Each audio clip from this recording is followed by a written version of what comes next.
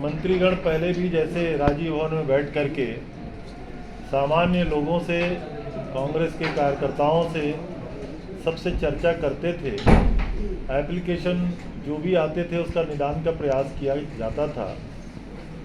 माननीय मुख्यमंत्री जी ने पुनः निर्देश दिए कि ये चूँकि कोरोना काल में बंद हो गया था, हालांकि छत्तीसगढ़ एकमात्र ऐसा राज्य है कि जहां कोरोना काल में भी हमारी सरकार की अन्य गतिविधियां संचालित थी। पूरे देश में व्यापारिक गतिविधियां ठप थीं, व्यावसायिक गतिविधियां ठप थीं, औद्योगिक गतिविधियां ठप थीं। कोरोना काल का असर तो केंद्र सरकार को कितना पड़ा आप लोग समझ सकते हैं। परम सम्माननीय प्रधानमंत्री जी ने 20 लाख करोड़ के पैकेज की घोषणा किए और कोरोना के कारण आज तक वो पैकेज का 20 नया पैसा आम लोगों तक नहीं पहुंच पाया है। तो कोरोना का असर केंद्र सरकार पे भी कितना पड़ता है आप समझ सकते हैं। लेकिन ये छत्तीसगढ़ सरकार है जो कोरोना काल में भी हमारी सारी गतिविधियां संचालित रहीं। हमारे यहाँ जीएसटी का कलेक्शन भी बढ़ा और जो सबसे प्रमुख छत्तीसगढ़ का बेस लाइन डेवलपमेंट का हम लोग मानते हैं, कृषि का क्षेत्र, एग्रीकल्चर सेक्टर, उसमें किसानों को जितनी भी मदद की बातें कही गई थी, एक दिन भी, फिर से कह रहा हूँ, एक दिन भी उसमें विलंब नहीं किया गया। हमने 5,700 करोड़ रुपए की राजीव किसान न्याय योजना की घोषणा की थी और तारीख तय था कि राजीव जी की शहादत दिवस पे, राजीव जी के जन्म दिवस पे, राज्योत्सव, राज्य गठन के 1 नवंबर को और आखिरी वित्तीय वर्ष पे। तो आप देखेंगे कि 2 साल कोरोना काल रहा, लेकिन एक भी दिन तारीख में 1 नवंबर का मतलब 1 नवंबर को ही किसानों के खातों में पैसा का हस्तांतरण किया गया। उसी तरीके से आदरणीय मुख्यमंत्री जी ने गोधन न्याय योजना के बारे में निर्देश किए हैं कि हर 15वें दिन गौ पालकों के खातों में राशि का हस्तांतरण किया जाएगा और पूरा 1 साल इस योजना को हो गया।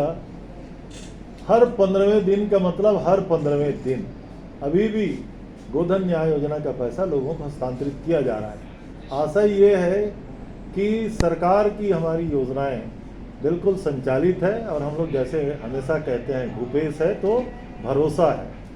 अब इसीलिए आदरणीय मुख्यमंत्री जी ने निर्देश दिए कि अब कोरोना काल खत्म हो गया, फिर से राजीव भवन हम लोगों का पवित्र स्थान है, कांग्रेस का भवन है, यहाँ लोगों से रूबरू होना है। अब बहुत नवरात्र का पावन पर्व है तो इसकी शुरुआत हुई है।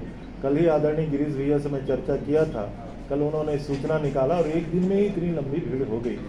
सवाल ये है कि लोगों के सारे काम तो सरकार करते हैं, लेकिन छोटे छोटे एप्लीकेशन को लेकर के लोग जब घूमते रहते हैं, तो चूंकि कांग्रेस के ऊपर मुख्यमंत्री भूपेश जी के ऊपर उनका इतनी आस्था है, तो राजीव भवन में आकर के वो एप्लीकेशन देना चाहते हैं। और आज भी अभी 1 घंटे में लगभग 55-60 एप्लीकेशन अभी आ गए हैं। अभी और कुछ लोग बचे हैं उनसे मैं मुलाकात करूंगा। और सामान्य प्रकार के एप्लीकेशन हैं। कुछ जिलों में राशन की समस्या के बारे में है, कुछ जिलों में राशन कार्ड के बारे में है।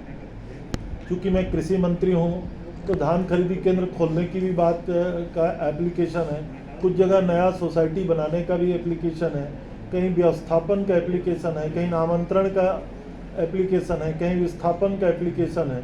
अब इतने समय बाद आप बैठोगे तो कुछ पढ़े लिखे बेरोजगारों के नौकरी संबंधी भी एप्लीकेशन है। और रायपुर शहर के लिए तो सबसे महत्वपूर्ण एप्लीकेशन जो आया है, यहाँ के पुराने बस स्टैंड को नए बस स्टैंड में जो शिफ्टिंग किया जा रहा है, तो यहाँ जो पुराने बस स्टैंड में अंदर के जो दुकानदार थे उसको चिन्हित करके नए बस स्टैंड में जगह तो देने की बात हो रही है, लेकिन बाहर जो गरीब लोग ठेला लगाते थे, वेंडर थे, उनकी अभी कोई व्यवस्थापन की बात शायद नहीं हुई है। तो एक बहुत प्रमुख एप्लीकेशन मुझे उसका मिला है। मैं कमिश्नर को यहाँ निर्देश दिया हूँ, कलेक्टर को भी निर्देश दूंगा, बुला करके चर्चा करूँगा।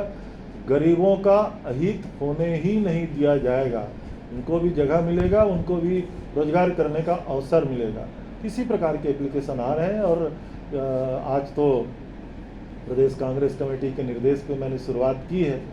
रोस्टर बनाएंगे प्रदेश कांग्रेस कमेटी और सभी मंत्री क्रमशः आकर के राजीव भवन में आम लोगों की समस्याओं को सुनेंगे। सर, केंद्र सरकार